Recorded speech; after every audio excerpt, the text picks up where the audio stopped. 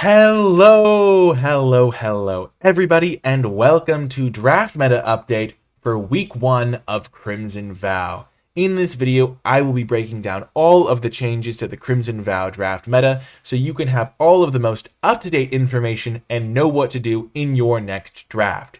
Before I dive in, I want to remind you that if you enjoy this video, be sure to hit that thumbs up button, subscribe to the channel for more draft content, and comment below with your questions, thoughts, feedback, and whether you want to see more episodes of Draft Meta Update in the future.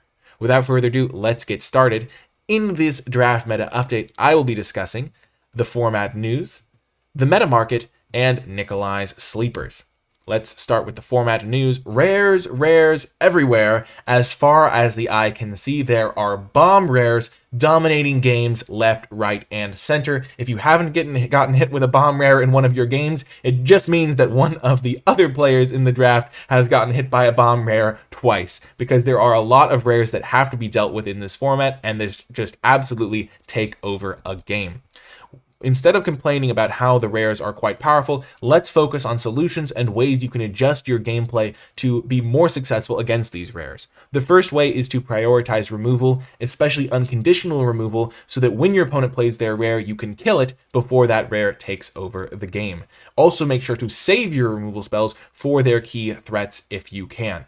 Another way you can adjust is by making your deck more aggressive, so that if your opponent is trying to play a late game rare, you can kill them before they can deploy it. And then a third way to adjust your gameplay is to maximize your own rares by putting card filtering in your deck that lets you draw your rare more frequently than your opponent, so you can let your rare take over the game while your opponent's rare sits somewhere in their deck. Moving on to the next piece of format news, the werewolves strike back. Just like episode 5 of Star Wars, the werewolves were weak before, but now they're coming back with a vengeance and are one of the best decks to draft in the format. Where red-green cards were weak before in Midnight Hunt, they are now quite good in this format when paired together, so make sure that you don't let yourself be biased by the previous format and focus on the current format, where the archetype is one of the ones that you should be aware of and should be drafting if you can, because it is one of those aggressive strategies that I was just talking about that lets you get in under your opponent's powerful late game rares and kill them before they can deploy them. So it's a great strategy for doing that, and red also has access to some good removal to help kill any pesky rares, especially the ones on the smaller side of things. Moving on to another piece of format news, is there a happy poster child archetype in this format? Where the werewolves were weak in Midnight Hunt, are the vampires also weak in Crimson VOW? And I am happy to report that that is not the case. Black-red is quite good in this format. The blood tokens play out quite well. They help you filter your draws, make sure that you don't run out of things to do, and I think Olivia would be pretty happy with how her tribe is doing in this format, even though she may not be happy with how her wedding ended up going. Moving on to the meta market, let's talk about color adjustments first, how these colors are looking like they're lining up in the format rank-wise, and looks like some big adjustments here. White falling down to the bottom of the standings, just because it doesn't really have a home in any of the premier archetypes, and some of its archetypes are the worst. Blue is just kind of relatively middle of the pack. It pairs well with most of the other colors, and overall it doesn't have anything too big in the overperformers or too big in the underperforming archetypes. Black has done some pretty good work in the format because it does have some solid removal spells, so it will be able to kill opposing bomb rares, and that's one of the reasons why it has gone up in the meta market. Red is looking like a very good investment right now. It's got good aggressive creatures and solid removal spells, and it pairs well with the other colors, so kind of 3 for 3 on the check marks you're looking for in a color in a format, so it's definitely on the rise right now. And then green suffering a little bit because it's a little bit weaker in terms of how it pairs with white, blue, and red. Not white, blue, and black, but it does pair excellently with red. So red-green is a great archetype, and so green is still a solid color to be in, partially because of how it pairs with red, but it does pair a little bit weaker with the other colors, and so it does get a little bit of a knock for that.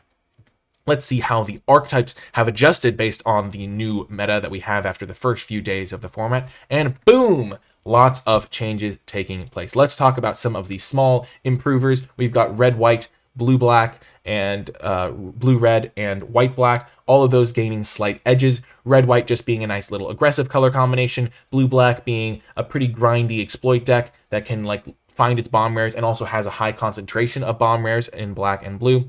Blue-red just having some solid creatures, some good removal in the form of red, and then blue just providing some card draw and filtering, and then white-black just being a solid color combination that has a lot of removal available. Some small moves down from black-green and blue-white It's a little bit unfortunate for blue-white that the disturbed creatures are just a little bit worse in this format generally, because instead of coming back as creatures, they're coming back as auras, which just makes them a little bit weaker. And so the blue-white archetype that focuses on those disturbed creatures a lot tends to be a little bit weaker as a result, though as those cards maybe get less contested, definitely room for it to increase. And then black-green just has a little bit too slow of a game plan, where green doesn't really provide that much removal, so you're really leaning on black's removal if the game goes long and you have to deal with your opponent's bomb rares or their strategy, and just doesn't have as much power, but it's still just a fine place to be, not taking a huge hit or anything. In the big movers down, we see green-white and blue-green. Blue-green is just kind of slow, and blue-green really struggles from a lack of removal in this format. So when your opponent plays a big threat, you just don't really have the tools to deal with it outside of Wolf Strike in green. Green-white also suffering because the training mechanic is a little bit hard to use, and so that mechanic being a key focal point of green-white means that it is taking a little bit of time to adjust to how that archetype's going to play out. Maybe as training decks become a more well-known and more understood deck, maybe the archetype will have a resurgence as which training cards are good and which training cards are bad is more identified, but currently it's a little bit weak because the training mechanic is kind of finicky to use, whereas some other aggressive decks you can just kind of play cards of that color and have them be successful. In the big movers up, we already discussed both of them, red-green and black-red, both being very powerful in this format. Black-red has lots of great removal, the blood tokens are very powerful as a way to filter through your late game draws, and overall the vampires are just doing pretty well in this format. And then werewolves are also doing quite well, being a nice aggressive tribe, and there's actually some pretty nice werewolf payoffs in the format as well. So definitely two archetypes that you can be biasing towards. And as you can see in this meta market update, the red decks are all on the rise a little bit, so at least from a little bit to a lot. So that's one of the reasons why red is a good place to be in this format, because if you end up in a red deck, you're probably going to be pretty happy with where you're at.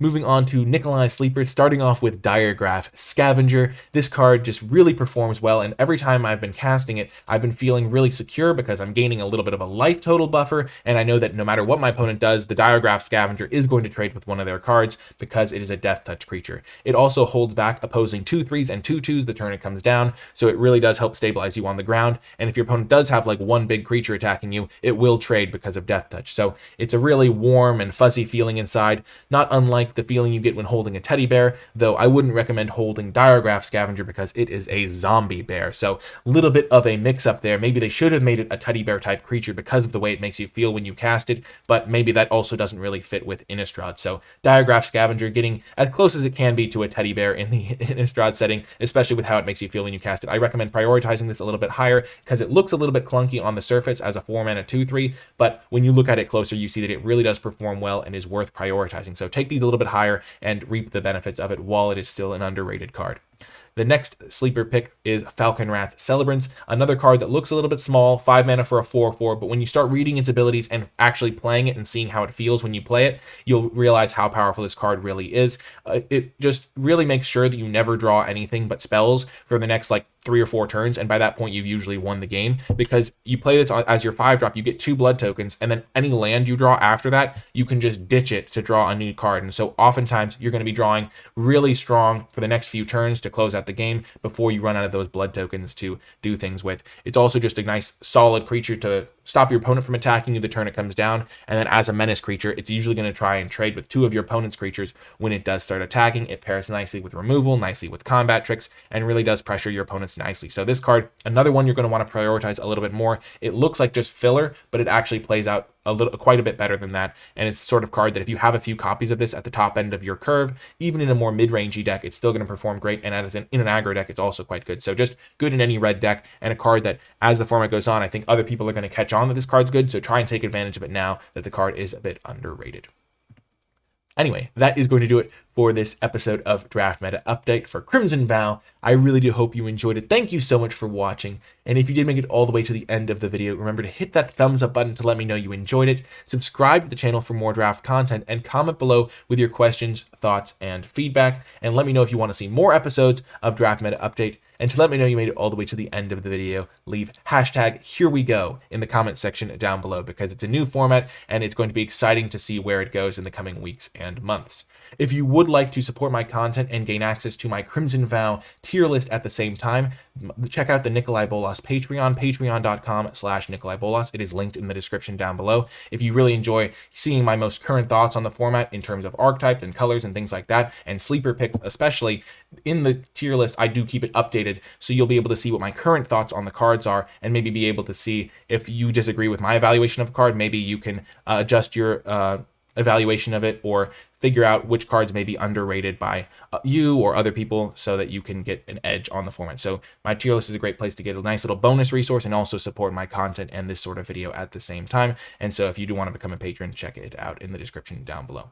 That is going to do it for this draft meta update, though. I really do hope you enjoyed it, and I will talk to you next time.